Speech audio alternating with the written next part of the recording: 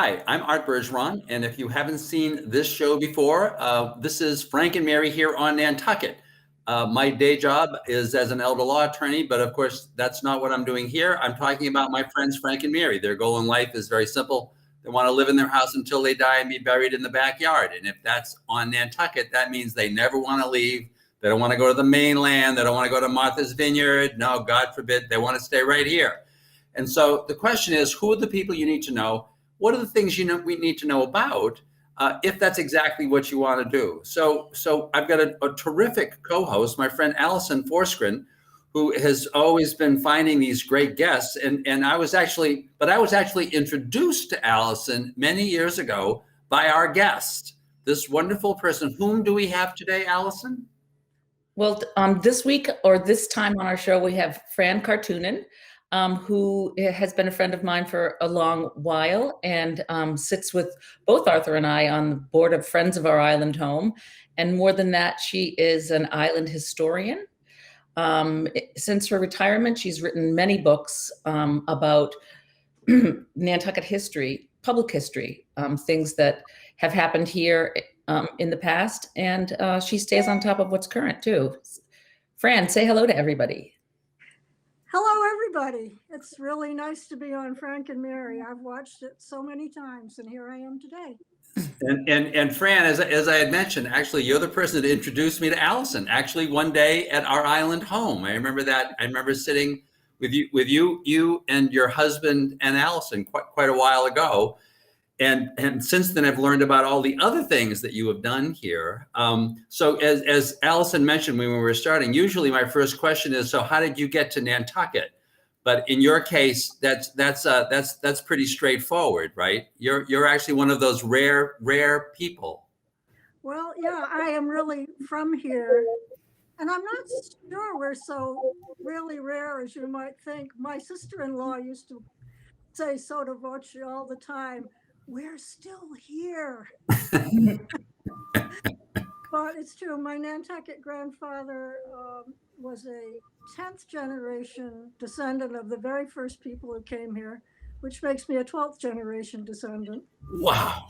But on the other hand, my grandmother was an immigrant from Finland, and that gives me some understanding of the immigrant experience firsthand. And one of the things that you've really focused on since you've been the whole time you've been here, really, but certainly in recent years, has been focusing on history here. And I know before the show, we were just talking about the fact that Alison's last guest was Kimmel McCarthy. Am I pronouncing that? Is it Kimmel or Kimmel? Kimmel. Kimmel McCarthy, the new director of diversity, equity, and inclusion here, working for the town of Nantucket. And in the course of our conversation, I was saying, well, this must be really interesting. You know, do you work with the azurian population? And he responded, oh yes, you know, I've dealt with the Cape Verdean folks here. And I was like, I didn't even know there were any Cape Verdeans on Nantucket. I knew that there was an azurian population. And I guess this is a kind of a lead into one of the things that you've been kind enough to come on and talk about today. Yeah, I'd really love to talk about it because I've done a lot of writing about diversity, past and present, on Nantucket, including, you know, the Cape Verdean experience. And that's going to be the subject of an exhibition at the Whaling Museum that's opening Monday on July 5th. It'll be all day, but there'll be staff and speakers on hand between 3 and 5 in the afternoon. It's free admission for Nantucket residents and for all guests of Cape Verdeans.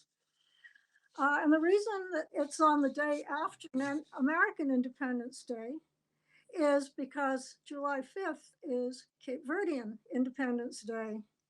So there will be flag buttons for all visitors, celebrating the fact that Cape Verde gained independence from Portugal in 1975.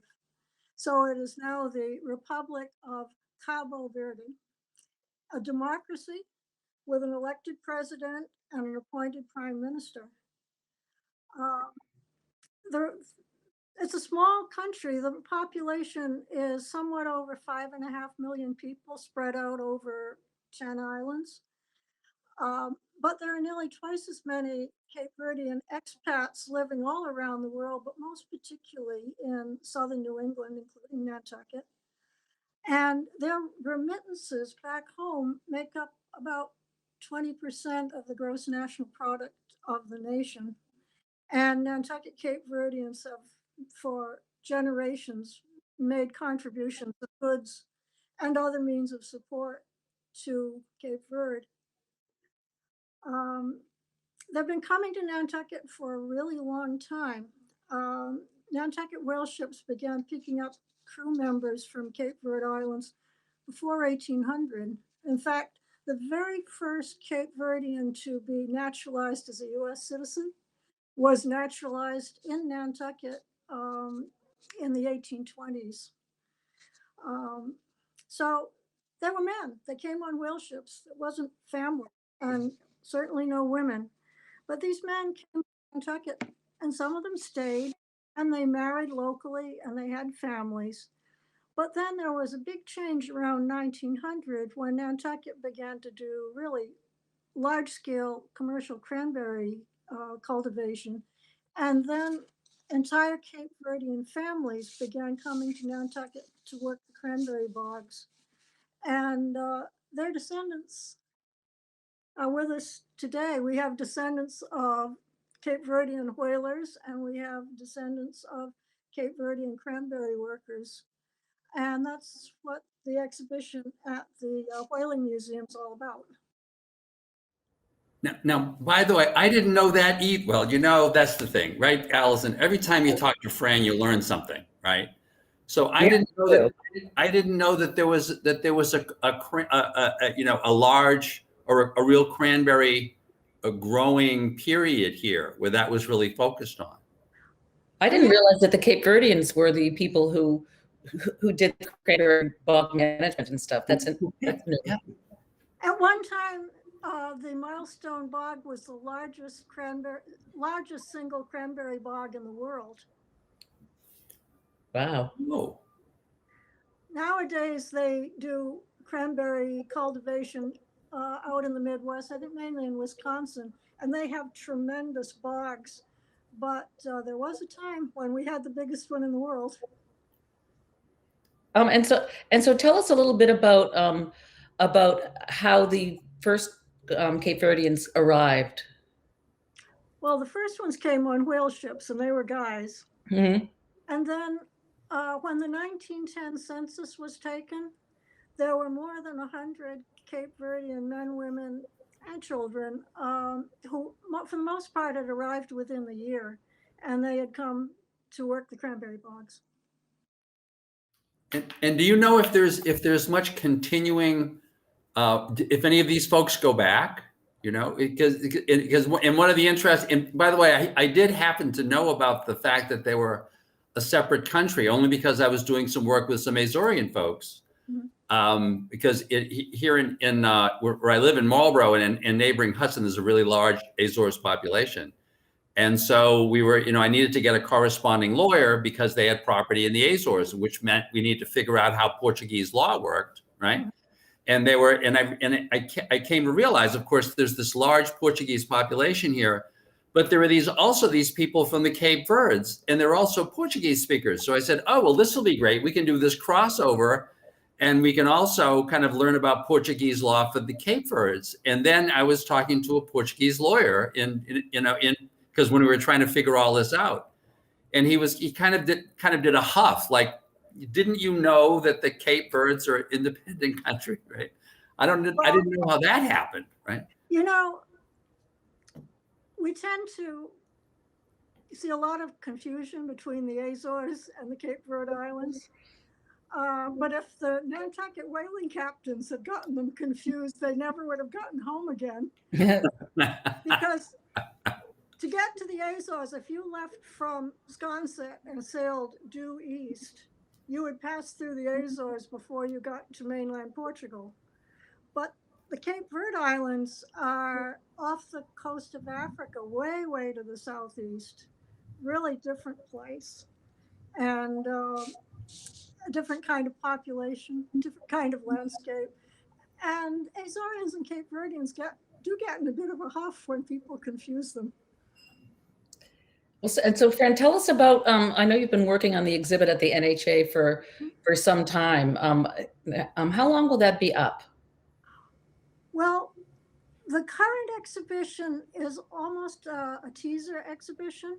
It will be up the summer and the fall, but there are plans to open a more comprehensive one for 2022. So this year it's focusing on Cape Verdeans and Nantucket.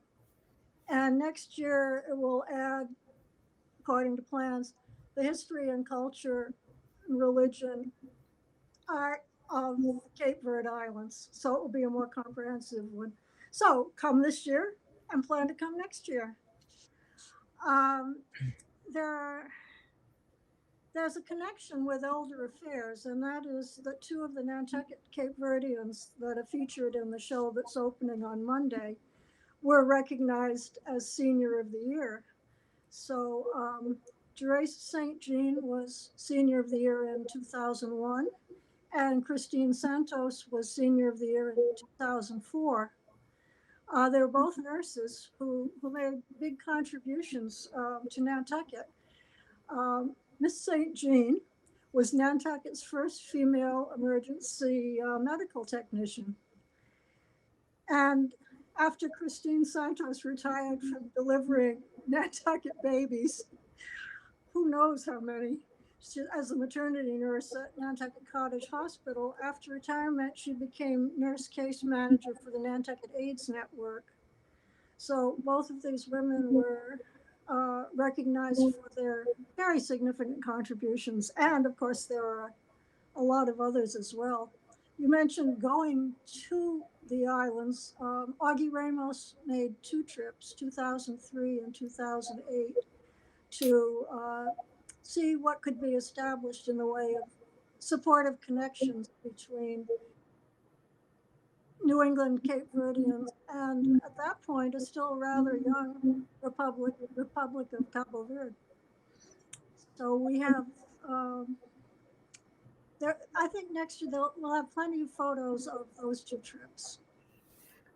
I know that this past year was a big birthday year for me, and although it was, and because it was COVID, I didn't plan the trip that I wanted to the Cape Verde Islands. I've got a good friend who is whose father sailed the Ernestina, and so she was going to go with me. She's been back and forth a couple of times recently as well, and that was going to be my big birthday surprise. Yeah. Well, I hope you do it. Yeah, I would love to. The Ernestina is under restoration again. In about a year, she will be sailing again. Wow, great. She's up in Maine right now. So the theme that we're having for this year's show is called Shoulders on Which We Stand, which Claire Andrade Watkins suggested. She made a film that premiered at the Whaling Museum quite some years ago called Some Kind of Funny Puerto Rican. And it was about Cape Verdeans, of course. But when her boyfriend was trying to explain to his mother about what Cape Verdeans were, after a while she just threw up her hands and said, "Oh, you mean that girl, she's some kind of funny Puerto Rican." and Claire made a movie with that title, but she suggested the theme, Shoulders on Which We Stand. So there'll be one wall of photos of some of Nantucket's Cape Verdean elders of generations past, and some of their descendants who have distinguished themselves in quite a few areas. And then there'll be a slideshow projected on another wall showing the Cape Verde Islands from which the elders emigrated. And they're so different from Nantucket. They're volcanic, they're arid. One of them is very much a desert. And it's just beauty of a very different sort. So you can't help but wonder, when those first families came here to work the cranberry bogs, what in the world did they think of New England winters? Yes, the first winter. in Nantucket. That wonderful, cold, rainy, the water kind of going sideways. Must have been a very, they were probably looking for the first boat back by that spring. A lot of Cape Verdeans found places to live on Washington Street and on North Wharf. So can you imagine living on North Wharf Wow. in winter? Sorry about that. It wasn't me. So this show is really a tip of the hat to immigrants on Nantucket, from wherever really, and how they contribute to the success of their children and their grandchildren. So I guess I was going to ask that question. Is this part of, a real, does the Nantucket Historical Museum, have they done many of these regarding other immigrant groups that have come to Nantucket? Because you've got all these ways. That's the interesting thing about Nantucket, right? It's such a small place, but they're just people from like everywhere, it seems. Well, they've done a whole series of nights. They've had a Nepalese night. They've had a Bulgarian night. They've had a Jamaican night, and they've all been very successful. And then in recent years, when they've done readings of Moby Dick, they've had people read passages from Moby Dick in their own languages. That was really fun. Bulgarian night? Yeah. Like there are Nepalese and Bulgarian like communities in. Yes, absolutely. There's about 1,000 people from Nepal here. And I think the Bulgarians started when NERTA hired Bulgarian bus drivers quite a few years ago, and now there's a Bulgarian school, weekend school. Nantucket is very, very cosmopolitan. In fact, there was a woman who had one of the James Bradford Ames Fellowships some years ago, and she studied the sense of ethnic identity, and particularly Cape Verdeans in New Bedford, where there is sort of ongoing, constant refreshing of Cape Verdean immigrants, and Cape Verdeans on Nantucket, who are third and fourth generation.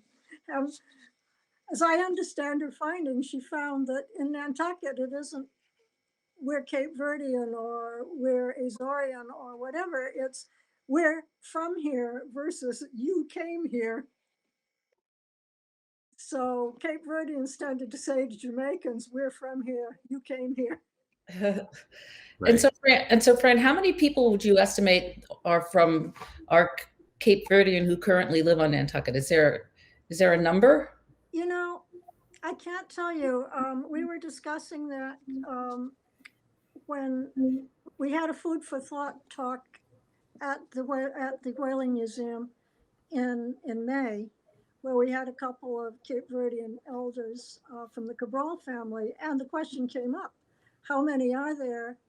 And none of us could say. None of us could say. It's hard to know. But what I'm sort of hoping is that when we have the opening, we will see a lot of faces that we didn't know about. I really hope so. And I was aware of the fact that the Cape Verdean population in New Bedford kind of continues to grow. That there's a big, one of the many. So Nantucket versus Martha's Vineyard, right?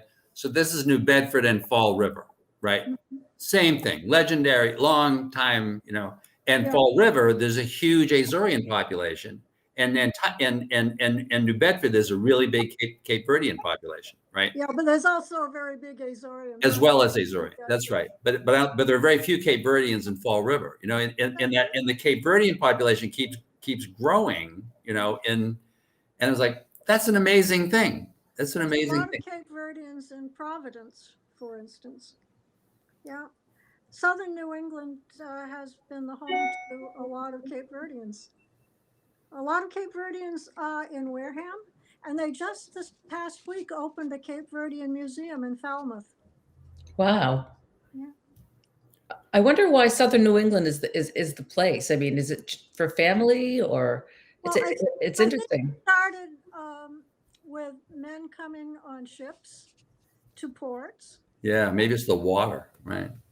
But then, really, cranberry cultivation on the Cape and Islands uh, brought in a lot of Cape Verdean labor.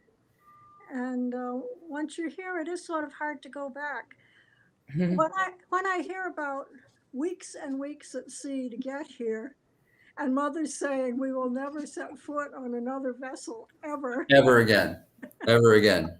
Well, it's funny, I find when I try to describe to folks back here in America about the Nantucket population, and inevitably you've got folks who they got there for the beach and they stayed for the community, and nobody seems to leave. And it seems like that's the common denominator is that we came from a bunch of other places and we're not going back there like ever. Like we really like it here, and there's just a lot of people that have just gotten to really like Nantucket. They want to live in their houses until they die and be buried in the backyard. And be buried in the backyard. That's right. Yes, that's exactly right. And so tell us a little bit more about what's going to be at the Whaling Museum. I mean, photographs and. Well, to tell you the truth, I'm going to be a little bit surprised myself because I know what the two walls are that I've been working on, but I actually don't know what else will be in that gallery on Monday. Oh, wow. So I'll be surprised. For the bigger, more comprehensive show, we have a lot of plans. One thing that's going to be there's a Cape Verdean Nantucketer, Leslie Gomes Preston, who's an artist who's opening a gallery over on the Cape, actually, at the same time that we're opening the show. And she does paper sculptures of African women. And the NHA has purchased some of her paper sculptures to offer through the museum's shop. Oh. So they're really quite spectacular, and I think you'll enjoy seeing them. Sounds right up my alley. There'll be free Cape Verdean flag buttons for everybody. Cape Verde, when they became independent, they had one flag, which was featured on T-shirts for Cape Verdean festivals. But then things changed and they switched to a different flag. So the buttons are the current flag, which is mainly blue. And it looks a whole lot like a European Union symbol. It's got the stars for the 10 islands and a blue background. It's very pretty. And as I said, between 3 and 5, there will be staff on hand. And Fran Singleton, who's one of the founders of Nantucket Equity Advocates, will be there to speak. And I'll be there to greet everybody. And if people haven't been up to the roof of the Whaling Museum for the view, I'll be happy to lead people up in the elevator to see what a wonderful view it is from the top of the Whaling Museum. Which is a spectacular space. I remember just happening up there once, kind of by mistake when I was in the museum. And you get there, you just can't believe it, right? You say, well, this is just like one of those dream spaces, right? That's a great time. Well, Fran, good luck with this. This sounds like a wonderful, and by the way, I can't remember if you mentioned at the beginning, do folks get to one of your great slideshows out of this too? Do they also? Well, there's going to be a great slideshow in the museum, because in addition to views of the different islands, there will be pictures of many Nantucket Cape Verdeans from the permanent photo collection of the NHA. So I hope that people will say, oh, I know her, or there's my grandmother, or, oh my goodness, I didn't even know that person was CV. And so right. There will be a slideshow there at the museum. The Novissimos, Mary and Al, are making it, and I've seen most of it, and it's really spectacular. It's much more professional than what I've been able to do for our island home. That's a high bar, Fran. You said that's a very high bar, right? Well, right? Come and see. You do you do great stuff. Well, Alison, this was a great idea. It was great having Fran come on, because I think this is really Fran, this is the kind of you've made these kinds of contributions to Nantucket for so long, right? And it's just great that you're continuing to do it. That you're not. There were a few people your age who are actually retired. That actually, that doesn't seem to be where you're going. So. No, well, I had an academic career, and then while that was going on, I was really planning my book, The Other Islanders, but I couldn't write that until I was actually on Nantucket, because I needed to be able to access documents that were not available even on microfilm at that point. So I retired a little early, and I came home and I wrote the book, and I thought that might be it, but it was only just the beginning. It just keeps going. Keeps going and going. Well, Fran, thank you so much for reaching out to me. It's always great to have ideas that come from the greater population for these shows. And a lot of people do watch them, and I think we'll get some value from your suggestions to go to the exhibit. Absolutely. I'm certainly going to go. So good luck at the exhibit, Fran. And Alison, thank you so much for doing this, folks. So you have to go. You have to go. This is an important part of kind of everybody's history on Nantucket, is the Cape Verdean population. Thank you so much to Fran. Thank you, Alison, for continuing to find these great guests. Thank you, Fran, for actually finding Alison for me, which was a wonderful contribution to my life. And folks, we hope you've enjoyed the show. We hope you'll enjoy the program at the Whaling Museum.